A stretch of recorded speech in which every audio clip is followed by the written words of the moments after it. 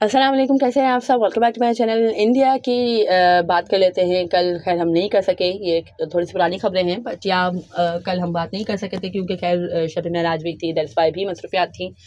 सो है कि इंडिया की जो टीम है और जो उन्होंने माइंड ब्लोइंग परफॉर्मेंस दी है सेकंड टेस्ट मैच में, डेफिनेटली मोराल उनका हाई हुआ है। विराट कोहली के हवाले से बात हो रही थी, भाई विराट कोहली माइट भी है कि वो रिटर्न हो या कम बैक करें थर्ड टेस्ट मैच के लिए। बट आज खबर ये आई है कि भाई third test match and fifth test match में विराट कोहली अवेलेबल नहीं होंगे। I don't know fourth test match की बात क्यों नहीं हो रही है, या उसके लिए हो सकता है डाउट हो, शायद वो अवेलेबल हो जाए, आई डोंट नो एग्जैक्टली। बट या थर्ड मैच के लिए तो वो कंप्लीट है, कंफर्म है कि भाई वो नहीं अवेलेबल होंगे due to some personal reasons. And खैर क्या पर्सनल रीजन है, बी डिविलियर्स ने ढोल तो पीट ही दिया इस सवाल से। सो खैर वही बात है कि एज लॉन्ग एज इंडिया की टीम को इतना ज़्यादा इफेक्ट नहीं पड़ रहा, एंड और है कि बैटर्स अच्छी परफॉर्मेंस दे रहे हैं, यंगस्टर्स स्पेशली अच्छी परफॉर्मेंस दे रहे हैं, तो चलो खैर है। पर्सनल रीजंस की वजह से अगर है कि वो टीम से उन्होंने ब्रेक लिया है, तो खैर खबरें तो ये भी हैं कि उन्होंने IPL 2023-2024 तक उन्होंने ब्रेक लिया है। सो देखेंगे, चलो अब है कि ये third fourth fifth test match में अगर वो नहीं होंगे तो आई थिंक इसके बाद कुछ उनकी जिम्बाब्वे वगैरह से है तो वहाँ कुछ तो वैसे भी नहीं जाते। बट देखेंगे खैर ये कहानी कहाँ तक है, ये जो बात है कहाँ तक सच साबित होती है कि भाई IPL में ही डायरेक्ट हो जाके अपना फर्स्ट मैच खेलेंगे due to some personal reason. अगर तो खैर इंडिया इसमें हार जाता तो फिर है कि थोड़े से वो क्रिटिसिज्म होता। विराट कोहली पे हमने बात की थी जब इंडिया फर्स्ट टेस्ट मैच हारा था। बट खैर है, चलो अभी तो इंडिया जीत गया है और अच्छी बैटिंग, अच्छी कलेक्टिव एफर्ट दी है with the bat with the ball, so nothing to worry about. और है कि इसके अलावा जसप्रीत बुमराह भाई क्या ही कोई ज़बरदस्त बॉलर हैं, इनकी यॉर्कर्स माइंड ब्लोइंग हैं, बहुत ही एक है कि पीक पे चल रहे हैं, बहुत ही माइंड ब्लोइंग उनकी फॉर्म चल रही है। एंड तमाम बैटर्स को उन्होंने एक है कि नचाया हुआ है, अगर कहें तो गलत नहीं होगा, वो भी इंडियन पिचेस पे जहाँ इतनी ज़्यादा पेसर्स फ्रेंडली नहीं होती। खैर ये वाला जो मैच था उसकी तो थोड़ी सी पेसर्स को मदद मिल रही थी स्पिनर से ज़्यादा, बट स्टिल है कि बुमराह ने बहुत ही माइंड ब्लोइंग बॉलिंग की है। जो ओले पॉप को उसने यॉर्कर मार दी थी ना, deadly, that was awesome. And इसके अलावा भी खैर बहुत ही अच्छी सीम बॉलिंग कर रहे हैं, और वो भी अगेन मैं कहूँगी इस तरह के पिचेस पे इस तरह की सीम बॉलिंग करना इज़ नॉट ईजी। और है कि रैंकिंग में खैर कल वेडनेसडे था यार, तो उसमें अपडेट होती हैं, तो उसमें भी है कि Jasprit Bumrah is the only bowler in the history of cricket जो T20 टेस्ट एंड ODI तीनों फॉर्मेट्स में नंबर 1 टॉप रैंक के बॉलर हैं। सो माइंड ब्लोइंग भाई, आज तक कभी हिस्ट्री में नहीं हुआ एंड जसप्रीत बुमराह ने कर दिखाया है। एंड है कि आई थिंक फर्स्ट टाइम है कि एज आई सेड कि भाई कोई भी जो बॉलर है वो टेस्ट रैंकिंग में इंडिया का है कि टॉप पे है, और T20 में भी टॉप पे है, और है कि सेकंड हैं ये, जैसे विराट कोहली थे बैटर्स में जो at the same time test T20 and ODI ranking में नंबर 1 थे, आई थिंक बैक इन 2018। और है कि सेकंड ये मोहतरम हैं जसप्रीत बुमराह साहब, जिन्होंने अब है कि 2024 में ये मारकर सर अंजाम दिया है। सो वेरी वेल डन, और ट्रूली डिजर्व भी करते हैं भाई। क्या परफॉर्मेंस है, लिटरली क्या परफॉर्मेंस है। जब से उन्होंने कम बैक किया है बहुत ही माइंड ब्लोइंग परफॉर्मेंस है।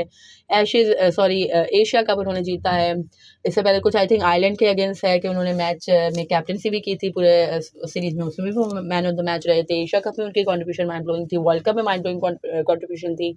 एंड है कि अभी भी है कि वहाँ पे की भी अगर बात करें जो second test match South Africa से, तो वहाँ पे भी बुमराह छाए हुए थे, और अभी भी है कि माइंड ब्लोइंग परफॉर्मेंस दी है। और खैर खबरें थी कि शायद वो थर्ड टेस्ट मैच के लिए नहीं अवेलेबल होंगे, या थोड़ा सा अवेलेबल मीन्स उसको थोड़ा सा रोटेशन पॉलिसीज़ के तहत रेस्ट कराया जाएगा। बट अब खबर ये है कि थर्ड टेस्ट मैच में बुमराह साहब होंगे। सो अब आई डोंट नो कि बुमराह और सिराज दोनों के साथ जाएगी टीम इंडिया, या जस्ट वही है कि जो लास्ट कॉम्बिनेशन था उसी के साथ जाएगी, डोंट नो एग्जैक्टली। बट है कि अच्छा फैसला है इंडिया की तरफ से कि भाई बुमराह एक एक्स फैक्टर भी है, क्या एक्स फैक्टर तो सिराज भी हैं, बहुत ही उनकी भी अच्छी परफॉर्मेंस है। अगर साउथ अफ्रीका के अगेंस्ट सेकंड टेस्ट मैच की बात करें तो एक इनिंग में सिराज ने है कि उनके परखच्चे उड़ाए थे, सेकंड इनिंग में बुमराह ने उड़ा दिए थे। तो वही बात है कि खैर जिसको भी खिलाएं भाई टीम इंडिया की तो परफॉर्मेंस माइंड ब्लोइंग ही होती है। और खैर इसके अलावा जो कुछ जसप्रीत बुमराह ने ट्वीट भी किया है, उस हवाले से भी बात हो रही है कि भाई आपको सपोर्ट आपको जस्ट थोड़ा सा मिलता है, एंड मैं आपके साथ शेयर ही कर रही हूँ। उन्होंने पिक्चर्स के साथ शेयर किया है the support and the congratulations. So अब नॉर्मली बात हो रही है खैर कि क्रिटिसिज्म बहुत होता है जब वो इंजर्ड थे और काफ़ी टाइम बाद उन्होंने कम बैक किया, फुली उन्होंने रिकवर करके कम बैक किया और जब भी है काफ़ी क्रिटिसिज्म हो रहा था। बट मुझे ऐसा लगता है कि भाई टीम मैनेजमेंट की तरफ से उनको सपोर्ट नहीं है, या और कोई कैप्टन की वजह से की तरफ से सपोर्ट नहीं मिल रही। आई डोंट नो एग्जैक्टली, खैर मुझे तो ये लगा क्योंकि इंडिया पाकिस्तान हमारे यहाँ तो ऐसा ही होता है कि भाई सपोर्ट आपको नहीं मिलता है, और जब आप इंजर्ड हो या जब आप अच्छा परफॉर्म नहीं करो तो फिर आपका बस अल्लाह ही हाफिज़ है, बहुत ही ज़्यादा क्रिटिसिज्म होता है। तो आई डोंट थिंक कि वो इस हवाले से बात कर रहे हूँ, क्योंकि इस हवाले से तो वो यूज्ड टू होते हैं जो हमारे इंडिया पाकिस्तान के प्लेयर्स होते हैं। बट मुझे ऐसा लगता है कि मैनेजमेंट की तरफ से या कोचेस की तरफ से या कैप्टन की तरफ से भी उन्हें उस कदर सपोर्ट नहीं मिली है जो वो चाहते हैं।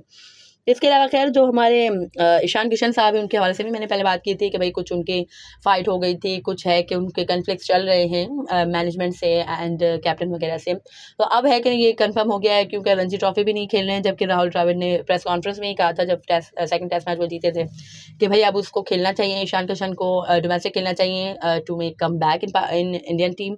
बट है कि अभी भी वो रणजी ट्रॉफी नहीं खेले हैं, कुछ बारोडा वगैरह में वो पांड्या ब्रदर्स के साथ कर रहे हैं ट्रेनिंग वगैरह, यानी वो आईपीएल की तैयारी कर रहे हैं मुंबई इंडियंस की। बट है कि वो रणजी ट्रॉफी नहीं खेल रहे या वो कम बैक नहीं करना चाहते। अब आई डोंट नो एग्जैक्टली, खैर वो ज़्यादा डिसहार्टेंड हो गए हैं। खैर गलत तो उनके साथ हुआ ही है, इतना अरसे तक साथ रखना, और जब भी खैर उनको मौका मिला है, कोई इंजर्ड हुआ है, इस तरह से हुआ है, तो ही उनको मौका मिला है, उन्होंने माइंड ब्लोइंग परफॉर्मेंस दी है, हर बार है कि डिलीवर करके दिया है। मुश्किल सूरत हाल में भी इंडियन टीम को निकाला है मैच।